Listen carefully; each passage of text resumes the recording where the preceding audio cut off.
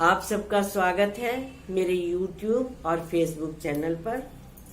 अभी आपसे हम बात करेंगे धनु राशि की, किस प्रकार से वर्ष 2024 उनके लिए फल लेकर के आने वाला है। तो सीताराम गुणग्राम पुण्यारण्य विहारिणो वंदे विशुद्ध विज्ञानो कवीश्वर कपीश्वरो। आपको तो पता ही है रामचंद्र जी हमारे लिए क्या महत्व रखते हैं। अवतार पुरुष में से हैं और जिनकी मर्यादा की हमेशा ही प्रशंसा होती है। इसीलिए इतने महापुरुष आकर के गए यहाँ पे पृथ्वी पर जन्म लेकर के, लेकिन मर्यादा पुरुषोत्तम केवल श्री राम ही कहे जाते हैं। उनका आचरण अगर हम अपने जीवन में अपनाएं तो हमें सब प्रकार से ही शुभता प्राप्त होगी। तो अभी जो बृहस्पति हैं वो सबसे बड़े ग्रह होते हैं, इसीलिए उनको गुरु ग्रह भी कहा जाता है। 2 राशियों का इनके ऊपर में प्रभाव है, धनु और मीन। ये दोनों ही राशियां इस प्रकार से काम करती हैं कि बड़प्पन जितना ज्यादा हो उतनी ही आप ऊंचाई पे जा सकते हैं। वर्ष प्रवेश के समय पर आपका पंचमेश मंगल और भाग्येश सूर्य आपकी राशि पर स्थित है धनु में, और मंगल में और बृहस्पति में दोनों में बहुत ही शुभ स्थान परिवर्तन योग है, जो दोनों एक दूसरे को देख रहे हैं। तो ये वर्ष आपके लिए बहुत ही अच्छा रहेगा।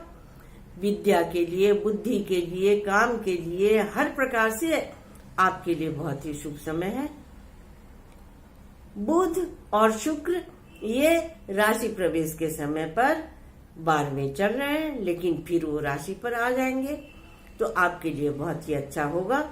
बुध आपको बाहर से तो काम दिलाता ही है, बाहर आप जा सकते हैं, उसके लिए आपको बहुत ही शुभ समय आपके लिए है। बुध थोड़ा सा बालक ग्रह होता है तो जल्दी ही विचलित हो जाता है, तो इसलिए विचलित न हो, काम आपका जरूर होगा। कहीं पर भी अगर आपका काम थोड़ा सा भी रुका तो आप ये जान लीजिए कि आपका काम अवश्य होगा। एक बात का ध्यान रखें कि 1 मई से बृहस्पति आपके जा रहे हैं वृष में। उस समय पर शरीर के लिए थोड़ी सी तकलीफ की बात हो सकती है। इसके साथ ही राहु मीन में और केतु कन्या में चल रहे हैं, जो कि आपके स्वास्थ्य के लिए, स्पाउस के स्वास्थ्य के लिए, माता पिता के स्वास्थ्य के लिए ध्यान देने की बहुत आवश्यकता है। हो सकता है कि केतु की स्थिति वहां पर अचानक ही आपका काम में अचानक ही आपको कोई तकलीफ आ जाए, लेकिन इससे आप घबराए नहीं, आपको फिर उसके बाद में बहुत अच्छा ही काम मिलेगा। शनि आपके 3रे भाव में बैठे हुए हैं, जो हर प्रकार से आपको सब चीज का सुख देंगे। जो भी आप चाहेंगे वो आपको मिलेगा। बस शनि की पूर्ण दृष्टि जो आपके 5म भाव पर है वो थोड़ी सी आपको निगेटिविटी लेकर के आ रहे हैं, क्योंकि बृहस्पति वाले निगेटिव होते नहीं है कभी, लेकिन कभी कभी ग्रह जन्य जो तकलीफ होती है उसके कारण में कभी कभी वो निगेटिव हो जाते हैं। तो इस चीज का ध्यान रखें आप। सूर्य और मंगल अभी तो यही है कि आप शादी का प्रसंग अभी ना रखें। मार्च के बाद में, अप्रैल के शुरू में शादी की बात कर सकते हैं। फिर मई से तो बृहस्पति आपके छठे ही हो जाएंगे, तो अप्रैल का पूरा महीना विवाह के लिए आपके लिए शुभ है। उस समय अगर आप करेंगे तो बहुत अच्छी बात होती है। दाम्पत्य जीवन की कटुता मैंने आपको बताया राहु केतु के कारण भी, और कभी कभी आपके स्वभाव की उग्रता के कारण भी। क्यों? क्योंकि हैं तो आप धनु लग्न वाले, लेकिन जो आपका चंद्रमा है वो भाग्य भाव में सिंह राशि का हो गया।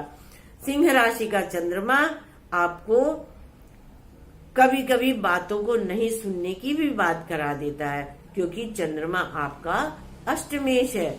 अष्टमेश अक्सर ही देखने में आता है कि अष्टमेश बहुत अच्छा फल नहीं देता।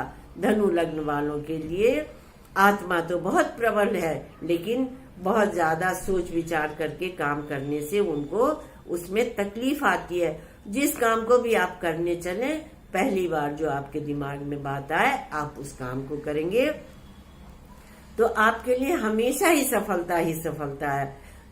हमेशा खुशियां आए आपके घर में और हमेशा प्रसन्न रहें परिवार के साथ में।